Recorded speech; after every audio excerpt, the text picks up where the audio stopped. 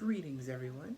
I'm KJW, aka Cherry Chocolate, aka Carrie Wilson, the editor, and after today, aka I'm trying actually a new persona. Tell me what you guys think.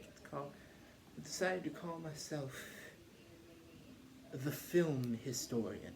I look at the films of the past, present, and the future. And Merry Christmas Eve to you all. So,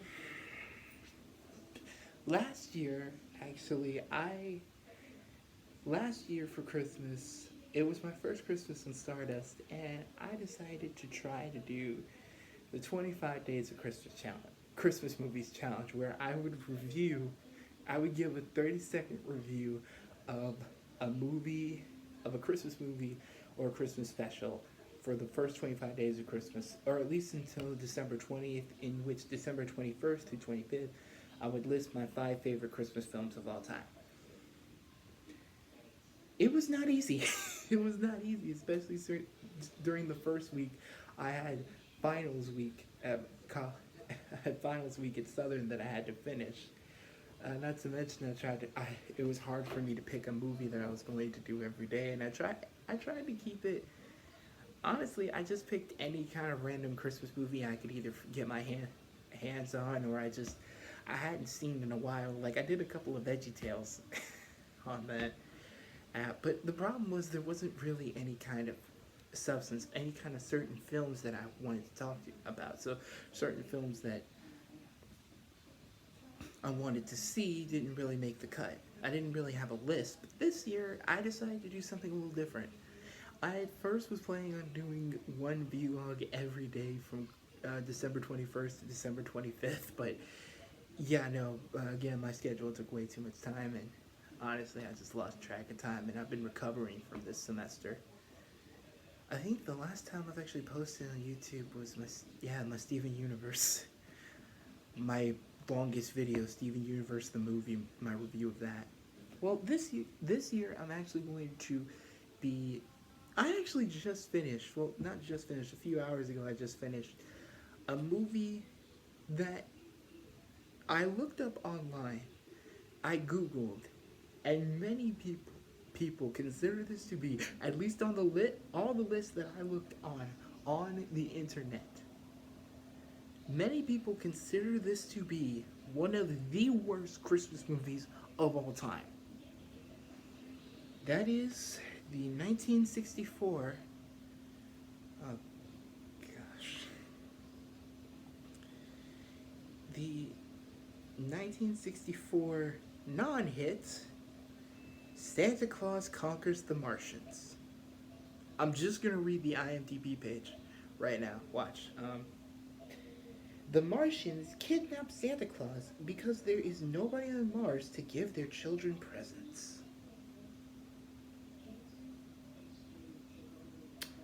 That is literally what it says, and that pretty much is what describes the film I just saw. So, what I'm not gonna give like a full synopsis of what the movie was about. This is just going to be my thoughts and feelings on the movie overall. It's not good. It's not good. It's really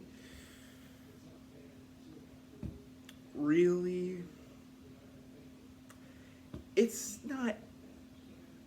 Yeah, no, it's not. Yeah. I mean, don't get me wrong.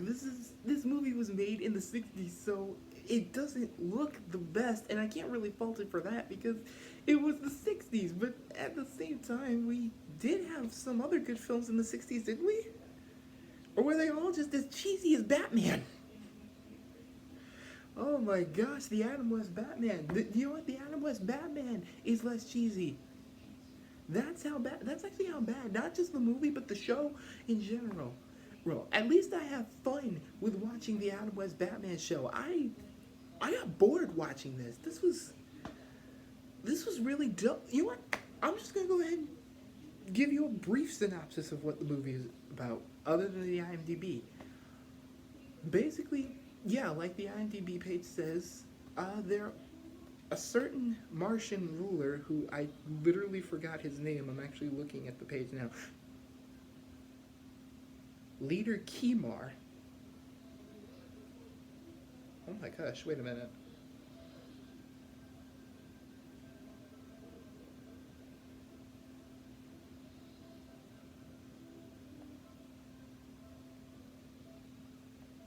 Oh, hmm. Yeah. No, yeah, Leader Kimar, who has two children. I don't remember their names. We're just gonna call them Boy Martian and Girl Martian, and they spend most of their days just sitting in front of the TV watching Earth programs. How the heck they got Earth programs all the way on Mars, I have no idea. I mean, I guess they set this place up to be an advanced civilization like they have. This is basically in the area of a sci-fi movie, and the special effects in this are a joke. You know how in certain cartoons how they parody bad sci-fi by making like a little flying saucer made out of made out of I don't know cardboard, hang it from a string and just float it around like in that episode of the Fairly Odd Parents. You know that when they do that, that's what it felt like. But in that case, it's kind of funny and it makes fun and you can make fun of it. In this, it's actually kind of sad. It's really sad to see that. But again, I can't fault it because it was made in the 60s, so that's all. I'm pretty sure that's all that they had. But I'm getting off track. The kids basically the kids are watching a program, and when they're what they're watching is the news, and the news, and somebody is giving an interview of the real Santa Claus, the real life Santa Claus. Sorry, I'm a little uncomfortable sitting here like this. That's a little better. And the only reason I'm here is because the tree is right there in the background and it just looks so nice, and I want to show it off because my mom's been working really hard this Christmas. Because we're hosting Christmas this year, my family. Okay. I was like, oh, the real Santa Claus is giving an interview, and the children see it and they have so many questions like, what's a Santa? What's Christmas? What's going on? So their father, I gotta look again, Kimar. I'm not gonna remember these names. Kimar wants to make his children happy, so he consults a wise old Martian. Which, by the way, the Martians, again, they look. I will give it props. They look really cheesy and it looks really cheesy. The costume. They have a weird hat that's an antenna. An antenna. Their face is painted. And I don't know what. I think it's gold. I would have thought it would be green, but They're all wearing weird green suits. Their food is a bunch of pills, which I actually. Oh yeah, I did kind of enjoy that. That was a little bit funny. But other than that, there's not really that much interesting because again, it doesn't look good. I don't know if it's the camera work or just the set or the lighting. It's not. You can barely see the face, but when it pops out at you, it creeps you out because when it looks. Because imagine if my face was all completely dark and then the light came on and I was just wearing like, I don't know, I was wearing black. I was wearing black paint and you couldn't really see it until the lights came on. That would kind of freak you out, right?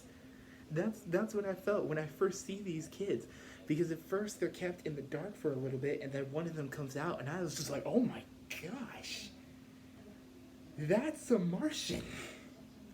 That is not at all what I thought a Martian would look like. At least paint the face green or something. Get better lights, just something. Make these things look good. They do not. Where was I? I totally forgot. Right.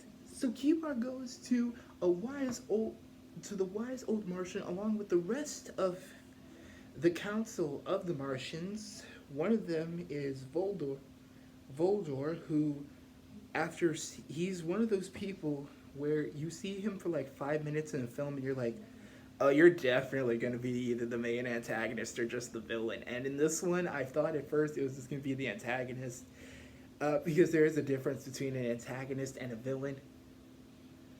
Like for example, in the Marvel cinematic, in Marvel, I think this is a good example. Doctor Doom is a villain. Deadpool is an antagonist.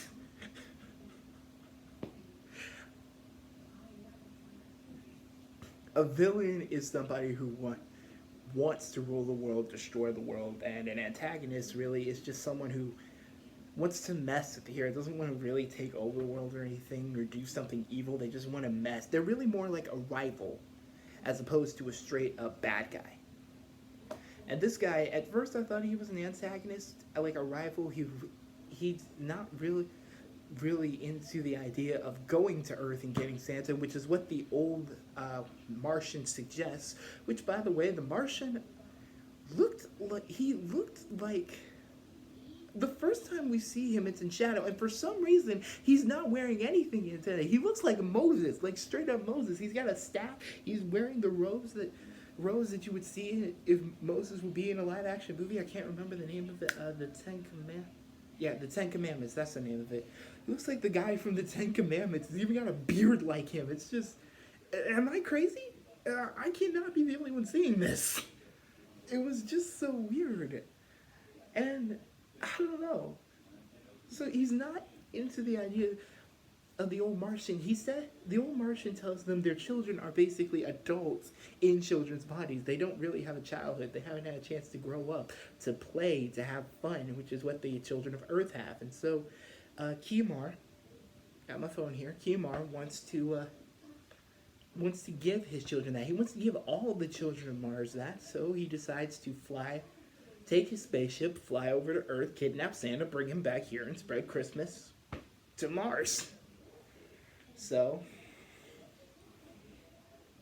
and at first, I'm just gonna keep my phone in my hand. Kimar Voldar. Decides, you know what?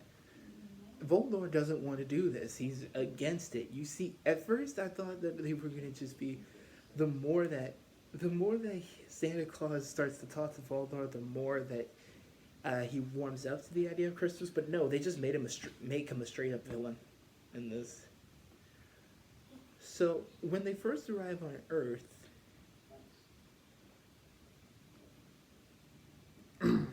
when they first arrive on Earth, they get there and they're trying to find Santa Claus. They input into the computer, search for Santa Claus, and they see one on the street, and then they see one in front of a store. They see them all over the place. So they decide to land their spaceship next to two kids named Billy and Betty. How do I remember the kids' names? I don't know, and Billy and Betty are in this film for the rest of the movie.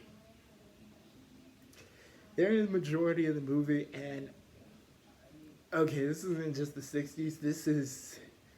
This is kids acting, so I gotta be delicate.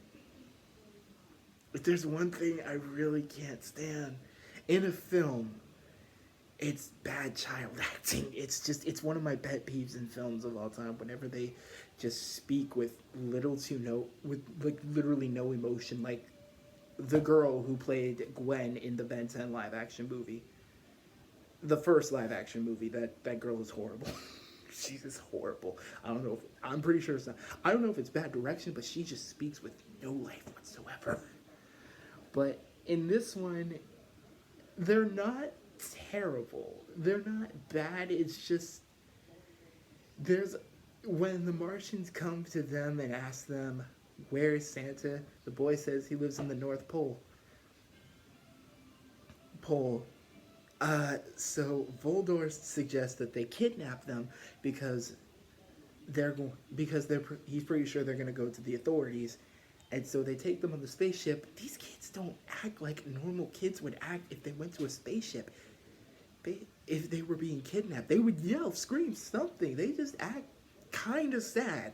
It's like the director is saying, look kind of sad, look kind of happy, look kind of concerned. That's all they look like. They're not terrible because they can't sort of emote, but they don't do it enough in this movie. So, again, I'm pretty sure these. I'm actually about to see. Do these kids do anything?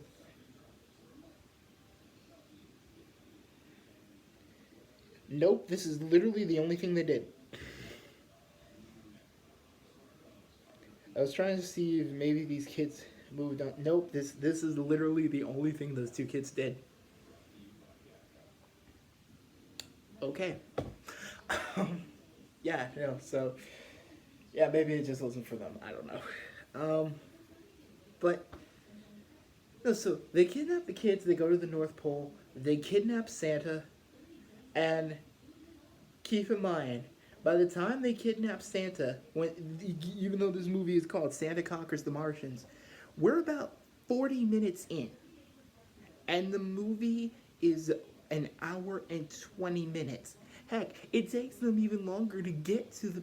It takes them even longer to get to Mars. I'm pretty sure it's 50 minutes by the time they finally get there. It moves at such a slow pace because they focus on so much trivial stuff and pointless adventures. Like there's this one point where the kids escape and get chased off by a polar bear. That was kind of cool, but Voldor sees it and he doesn't. He runs away from the polar bear.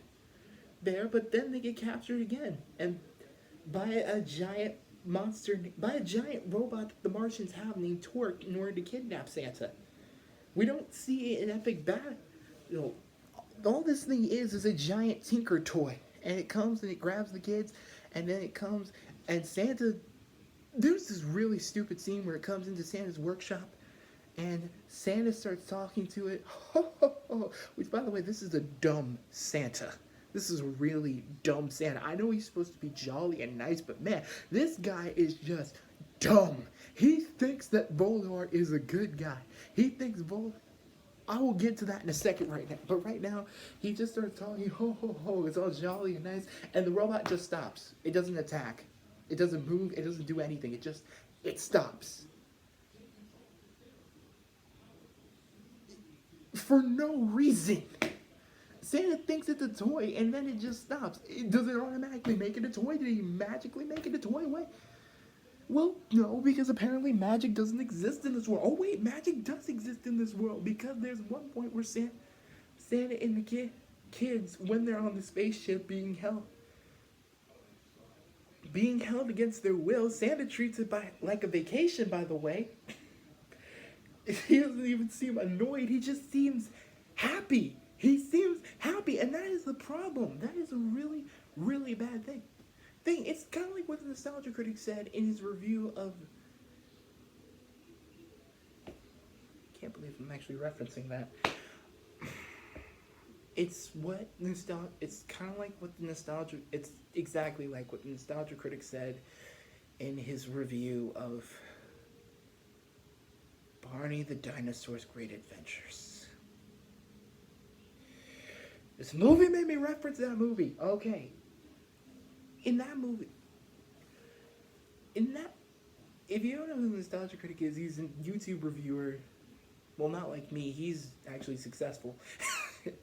Well, I wouldn't say successful. He's got more subscribers. He's actually got more people watching. But the point is, he reviewed, in that movie, he talked about how Barney really wouldn't have any other emotion other than happy. No matter what, whether it was good, bad, the good, the bad, or ugly, Barney would always be happy. He wouldn't be sad. He wouldn't be upset. He wouldn't be angry. He wouldn't be fearful. He would be happy. That's it. And that's all this Santa is. He is straight up happy, and that is not something that you can connect with. I mean, sure, Santa is supposed to be jolly, but in other films, he's not just jolly all the time. Miracle on 34th Street, the Santa Claus movies, the Santa Claus Tim Allen movies, The Year Without a Santa Claus, another film I cannot believe you made me reference. The Year Without a Santa Claus actually is a better Santa representation than this, because there's more than emotion than just happy all the time.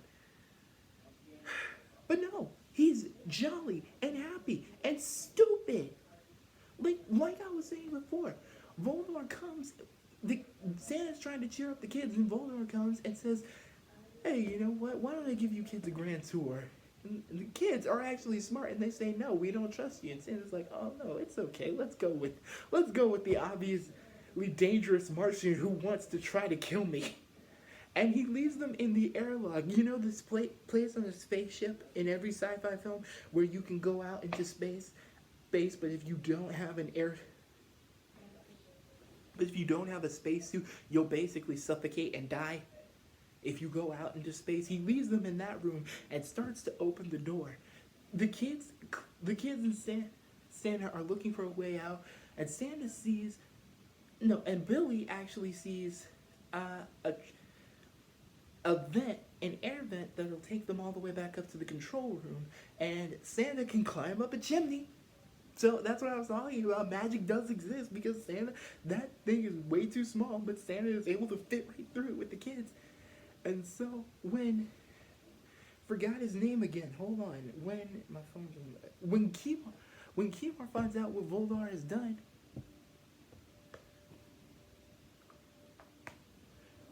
he panics and he starts to open the door, and then there's Santa and the kids who walk in. And you know what Santa says? He says, "Well, when Voldar accidentally locked us in that room and accidentally opened the space doors that would have accidentally shot us into space and killed us, we went and climbed up the chimney. We knew it was a mistake." And the kids are laughing at this.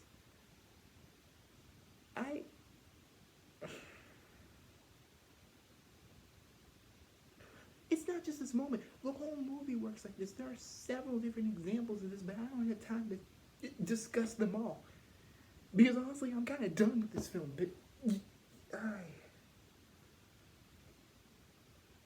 it's all in this movie. And honestly, I could go on and on about talking about this, but I'm getting tired of it. I'm actually getting tired of this movie. Long story short, it ends with Santa bringing Christmas joy to the children of Mars. That's right, all two of them, the two that we see. Because we only see two kids in Mars, and it's Kimar's kids, and they're not bad. Again, it's just their children. So I guess the director didn't try with them. Santa goes back to Mars. They find a new Santa who is this nice guy named, I forgot too. Hold on. Bomar. His name is Bomar. They find a new Santa to give the gifts to the children that they made on Mars with a factory. And spread the joy of Christmas, which they don't even talk about. It's just about getting gifts, and that's not what Christmas is about. That is not what Christmas is about. It's about so many other things than just giving presents. And that's the message this movie is trying to portray. I think that's the main reason why. I honestly think that is the main reason why it's one of the people consider this to be one of the worst Christmas movies, because that's the message of this movie. Getting presents is the true meaning of Christmas. And that's not it at all. That's not it at all. Even bad Christmas films get the basic message of Christmas.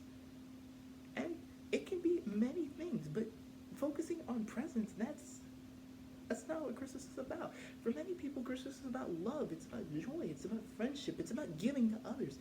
It's about celebrating the birth of Christ. For my family, look at our Christmas tree. The top is an angel.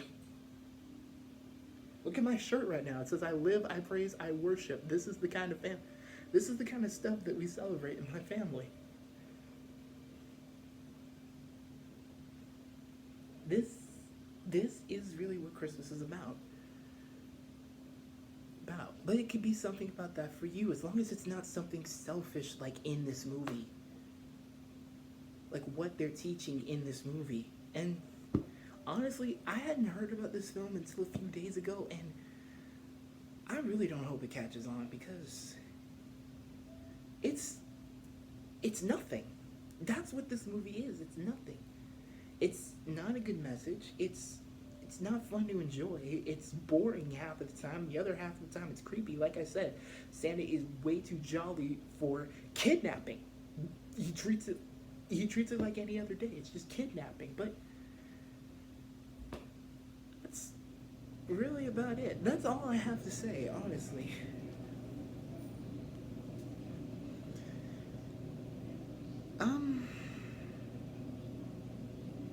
this movie, it won't be the last Christmas movie I see. And the next Christmas film I see will be with my family, who I will be spending the holidays with. Wait, now that is a... Why did I say it like that? I don't know why I said it like... Let me try again. I'm doing it all in one take because I don't want to give this movie too much attention and I'm about to wrap it up. What's a good Christmas message?